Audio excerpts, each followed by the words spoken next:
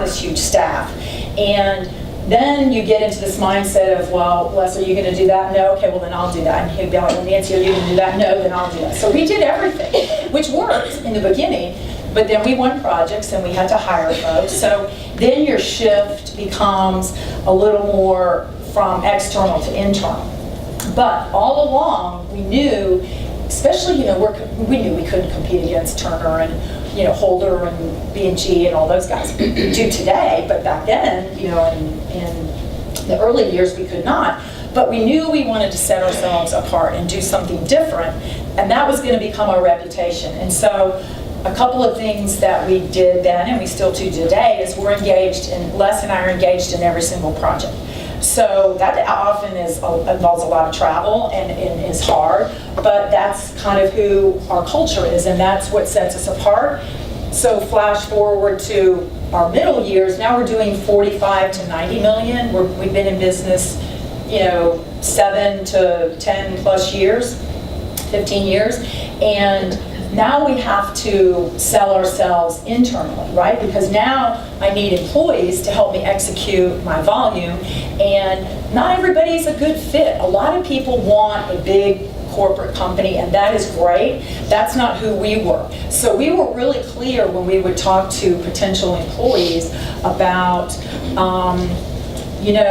if you're expecting a scheduling department and a purchasing department and a big, robust estimating department, that's not Juno Construction. But if you want to go build a project and you love building projects, and these are the types and the sizes, and so we focused on hiring folks who could build 30 and 40, $50 million single projects, even though we were maybe only doing $5 or $10 million single projects, because we knew we'd get there with them. And so the people who were on board with us, our field folks and our project management folks, they knew they were betting on what our goals were, and we always shared what our strategic goals were.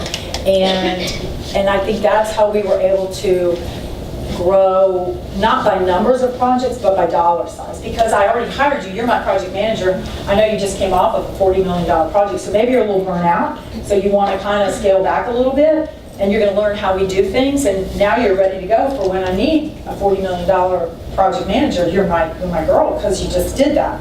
So that was kind of how our mindset was.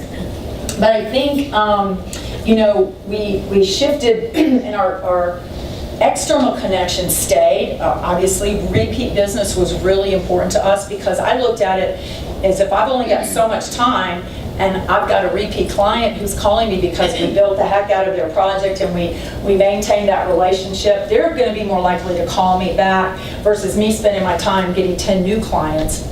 We still had to keep that, that pipeline going, obviously, but towards the middle years, we worked hard on doing things for our employees.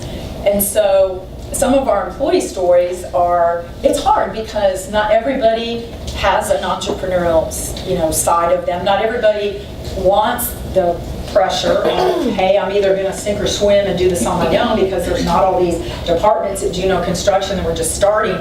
But a lot of folks do want that. And they do want the ability, and sometimes with bigger firms, or if you're out of town and your family's in Georgia and you can have a reason to come back and work with a kind of an up-and-coming company, then that would be a positive. So those were the folks that we kind of targeted and wanted to bring on board, and we wanted them to work for us. But so now we have to keep these folks, right? So we have to have robust benefits. We have to pay more, because the bigger firms are doing those things. And I'm sorry, but I think I should be competing with the bigger firms for people and keeping my people, because hiring someone and then having them leave after a year and a half is a fail, right? So now I work really hard on benefits. And early on, again, that was Les and I sent out all the offer letters. I interviewed everybody. And if it was someone that I thought I needed another opinion on, I'd grab Les or one of the other guys, and we'd tag team it that way. Now, today, oh my God, we're so much more organized, thank God. And the other thing I found out the hard way was when you hire someone and your name is on your offer letter, and then I have to terminate you, I'm sorry, need to be the one, according to our attorneys, because we didn't have in-house HR, we had consultants and HR attorneys. I need to be the one to terminate you. Holy crap.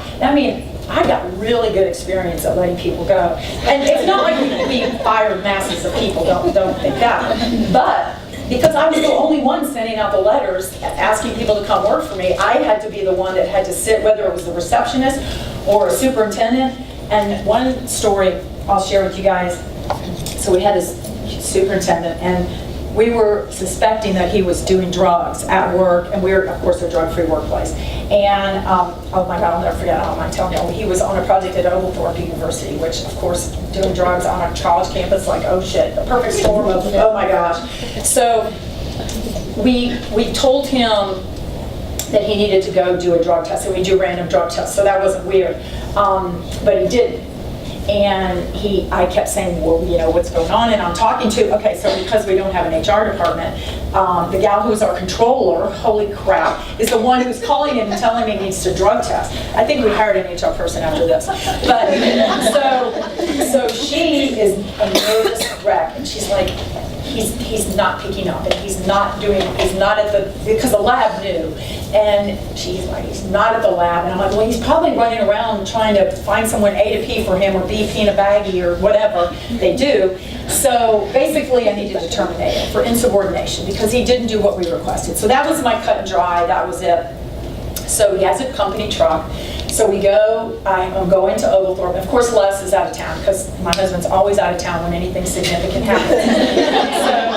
So I am going to go over and fire this guy. And so one of our other guys who've been with us for a long time, he's like, Nancy, I mean, if anything happens, you know, Les is going to come and kill me, so I'm going to go with you. I'm like, really, Todd, I'm totally good to do this. He said, I know you're good to do it, but I'm just going to be there. I said, okay. So we drive over there, and I call him over. And I said, you know, I'm sorry, I'm going to have to terminate you. And he was hot. He was very pissed. And so the first thing he says was, does your husband know you're doing this? And I just said, yes, he knows. And I'm still terminating you.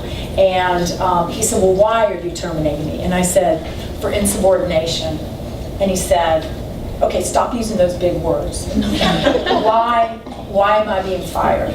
And I had to explain to him what that meant. And I'm thinking, oh my God, this is so the right thing.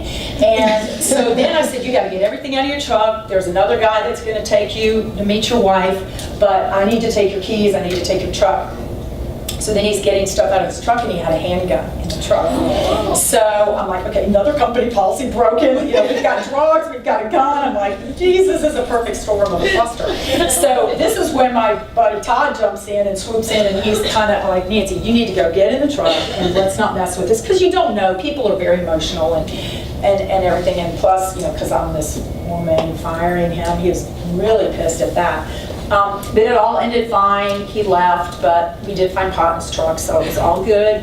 But you know, those are the kinds of things that, you know, you learn from those kinds of experiences, and that happened years ago, and I remember it like it was yesterday. I mean, I can see it, I can feel it. I mean, and I've told this story a number of times, and it still makes me feel the same as when I was there having to talk with him. But anyway, you know, those kinds of things all work out. But I think another thing that was important for us in making connections again with our employees is some people leave, which I hate it when people leave, not that I've asked them to leave, but there's a number of reasons why we feel like we can't stay with a current company. But man, I took that personally. I mean, every person that leaves, it just makes me feel like, oh, they don't like us, you know. And it's hard when it's your own company. But there's a range of reasons. And so the easy people that left, so to speak, would be folks that would say, you know what, my wife's having a baby, I've got family in North Carolina, and we need to be back near family. And I'm like, oh man, we're going to miss you, but at least you're not going to New South, for God's sake. So, you know, those are good things when people leave. But then there's people that leave that are saying, you guys didn't staff my job well. This was the most stressful thing I did, and I'm not staying because I didn't have a good experience. And I'm thinking, oh my God, how can that be? So then we started doing exit interviews. And I realized I can't do the exit interview because no one's going to tell me the truth. So we have an HR consultant, because I don't have a full-time person yet, but oh my gosh, you get a lot of really good information. And I would say for you all that if you do leave an employer and they give you an opportunity, you need to be honest with them when you're leaving. And don't get all crazy. But the things that were important that we learned was that we weren't staffing some of our projects well. And what we weren't doing was recognizing someone's strengths and weaknesses. And we thought maybe one of our project managers was a little more senior, when really he was maybe just a senior engineer. All those kinds of dynamics come into play. But so we had to kind of look in the mirror, and it was hard. I mean, we were just like, guys, we can do better. We can staff our projects better. We can really be more strategic with, if you've got some strengths and you've got weaknesses, I'm going to put you guys together so you can learn, versus just haphazardly. So we, from those experiences, and we had a patch of, knock on wood, we've never had a layoff. But we had a run where there were a lot of people traveling. So remember when the economy went down in 08, 09, we grew, our revenues grew every year, but it was at some of our employees' expense because they traveled. So they weren't all working around Atlanta, so they were away from their families. They were getting a paycheck, and they were building great buildings, and most of them were on higher ed campuses, but in Tennessee, and Louisiana, in Florida, in Carolinas. And that takes its toll. And we would bring them back, but that's a weekend, So we learned, and then we listened to our employees that said, time out, we really would like to work around Atlanta. You guys are headquartered in Atlanta, so can we not do projects around Atlanta? And we were like, you know what? We had tons of opportunities outside of Atlanta, and we just had to pass. And we had to say, our employees are telling us, we have to listen. And we kind of changed like our little paradigm of, we can be this great Southeastern, we need to be Atlanta. So in the past 8 years, we've been very fortunate and blessed that a lot of our work has been private, and a good mix of private and public, but in and around Georgia. And that makes our people happy. Now,